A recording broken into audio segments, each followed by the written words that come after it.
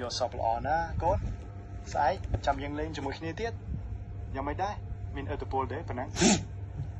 វាអត់និយាយអីផងផ្លេចគិតថាវាអត់ចេះស្ដាប់ភាសាមនុស្ស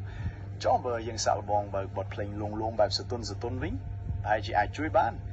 ឬក៏បងប្អូនសាក់អេលខ្នងវាថ្នមទៅមើលអាហ្នឹងក៏អាចធ្វើឲ្យវាមានអារម្មណ៍កក់ក្ដៅដែរសាក់មើលសិនទៅលើសាក់ពេលវាតិចមិនយកអូខេចាំខ្ញុំរកបទភ្លេងដែលស័ក្តិសមឲ្យស្ដាប់តើអ្នកចង់បានបែបភ្ញៀវណូទន់ភ្លុនឬក៏សំឡេងធម្មជាតិហើយជាសំឡេងទឹកធ្លាក់ឬក៏ភ្លេងធ្លាក់តិចហ្នឹងឯចុះឆ្កែវាចូលចិត្តស្ដាប់បទអីចឹងជាទូទៅឆ្កែភាគច្រើនចូលចិត្តបទភ្លេងដែលមានចង្វាក់យឺតហើយស្រទន់ដូចជាភ្លេងព្យ៉ាណូឬក៏សំឡេងធម្មជាតិបែបហ្នឹងឯងចង្វាក់ដែលមានលំនឹងដូចជាចង្វាក់បេះដូងឯហ្នឹងក៏អាចជួយឲ្យវាមានអារម្មណ៍ស្ងប់ធ្ងន់ដែរចង់សាក់លបងបើកបទបែបហ្នឹងមើលទេសាក់មើលចឹង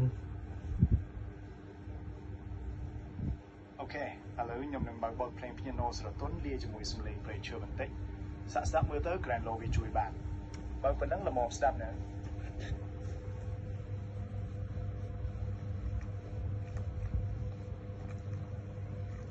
អត់លឺអីផងហ្នឹង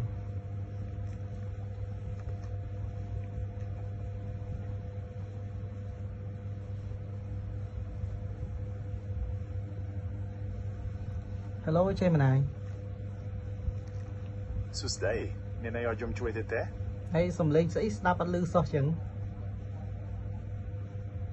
អូសំទោសផងហើយជាមានបញ្ហាបច្ចេកទេសជាមួយការចាក់ភ្លេង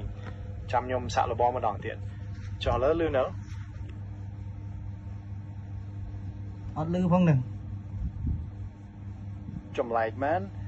នៅខាងខ្ញុំបង្ហាញថាវាកំពុងចាក់ធម្មតាអ្នកឯងបានបើកម្រិតសំឡេងនៅលើទូរស័ព្ទអស់ហើយមែនទេឬក៏សាក់បិទបើកឡើងពេញហើយ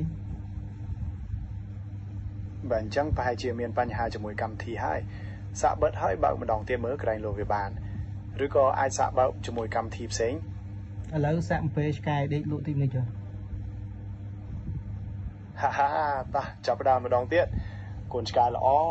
មកចិត្តនេះមកមើលហ្នឹងស្ដាប់តាមសំឡេងរបស់ខ្ញុំបិទភ្នែកឲ្យស្រួលថ្មិចទៅអេលខ្នងវាថ្នម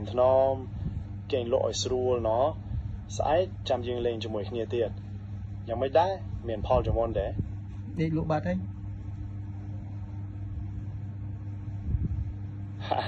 តោះមែនតាមពិតខ្ញុំក៏បកកាយខាងលួងលោមដែរតាសប្បាយចិត្តណាស់ដែលបានជួយមានអីទៀតឲ្យខ្ញុំជួយទេថ្ងៃហ្នឹង